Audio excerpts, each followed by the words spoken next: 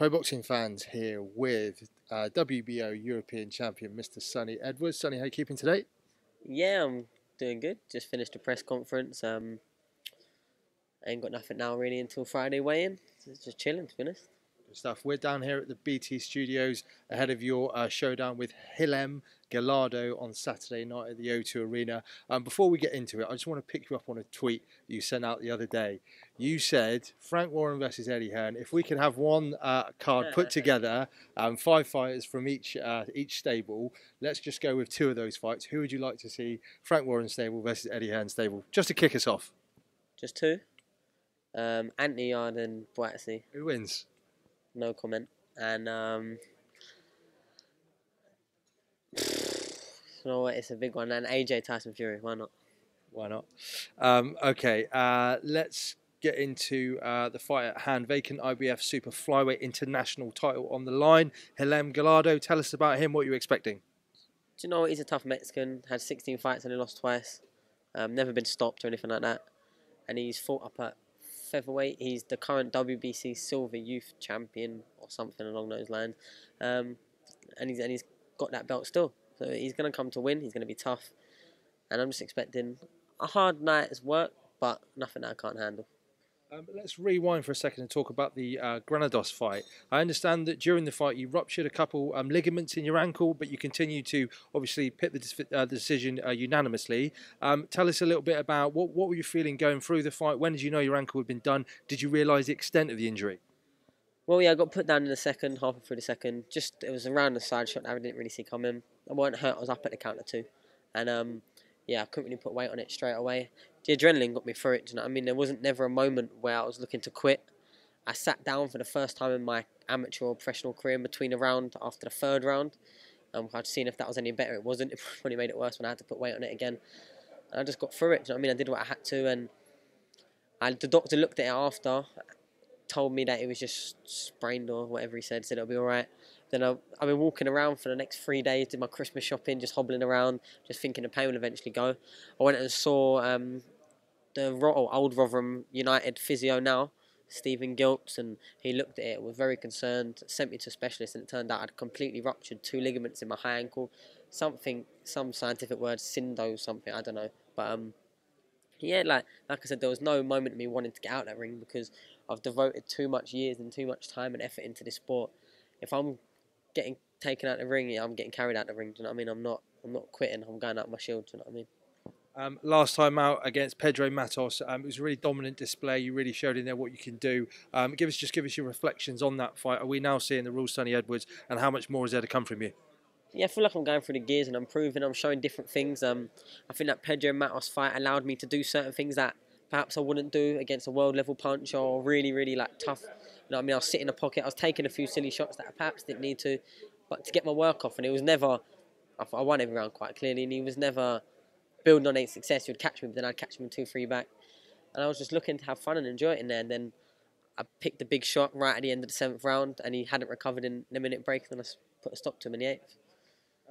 You're saying that you making great progress as a pro, but in terms of a world title shot, obviously you're not overlooking the fight ahead of you on Saturday night. What kind of time frame are you giving yourself to think about those names at the top of the table?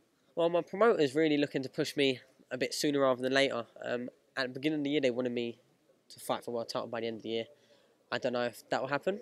Maybe next year, but I think definitely in the next 18 months, I'd be surprised if I hadn't. As long as I keep winning and keep the rate of growth that I'm facing. My management team perhaps want me to go a little bit slower, but do you know what I mean? Obviously, when your promoter's paying you the money, they're going to want you in a big fight. So it's just tip for that. But they believe in my ability massively. And any offer, any fight offer, any opponent offer, we will sit down, have a good talk about it, discuss the pros and cons, then we go forward. I'm very confident that I could get in a fight with any of the current Copper World Champions right now. I'm not saying I'd beat all of them. I'm not saying I'd beat any of them, but I would get in there and I'd put a good account for myself. I know that for a fact because I believe in myself as a fighter. I feel like I'm a great fighter, so it'll take a very, very good fighter to beat me. And that's the simple mindset I go into a fight.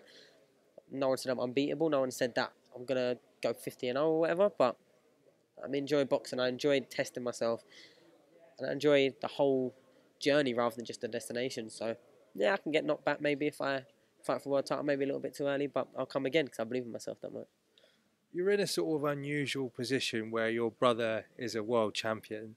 Talk to us a little bit about what it's like to. Do you have that sort of competitive rivalry with him? Do you see him as a world champion and think, right, I need to be on, I need to be going to the next level as well, or is it all just friends? Of course, it's friends, family, and love. And don't get me wrong, I'm not jealous of him because jealous would imply that I don't want him to be where he is. But of course, I'm envious of him. He is where I want to be. Do you know what I mean? Where he's sitting, world champion, number one ranked in the world, etc. He's of course what every box sets out to be. But I'm so happy and so proud of him. He's always putting the work, and it just shows how realistic it is. Do you know what I mean? Because we've operated at a very similar level for a very long time. Do you know what I mean? We get in spar. It's very 50-50 spars. If you look how we both spar other people, like sometimes I'm doing better than he is, sometimes he's doing it. So we're very well balanced. But yeah, maybe I have to learn from his mistake. He jumped in a little bit too early when he lost against Casemiro. But 2 years later, he come back. It's all about growth and developing. I'm not trying to protect my own. That's why I want the proper fights. I don't want to just build a false record because that won't mean nothing to me.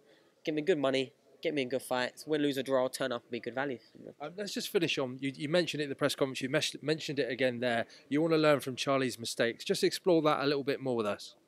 Yeah, from when we was young, he started boxing before, so he was always 3 years ahead as well with age. So I've always been learning, you know, seeing what he does good, what he does bad, and that's what anyone's going to do. Do you know what I mean? If I don't learn from that, there's something wrong. Like when he vacated his British title, promised a world title. I said that in the press conference. He promised a world title shot and it fell through. So he vacated his British and boxed 2 8-rounders over the next 12 months. Terrible, but he genuinely believed that he had been given the world title shot. I personally wouldn't have acted that way until I'd signed paper and everything was in contract. I wouldn't have moved like that. I'd have kept defending my titles, kept the ball rolling, kept the momentum going.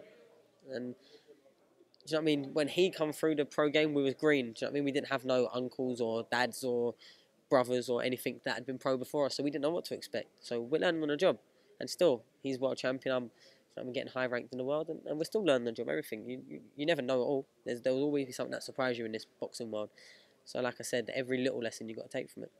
Well said, Sonny Edwards. Thank you for speaking to Pro Boxing fans. Good luck Saturday night.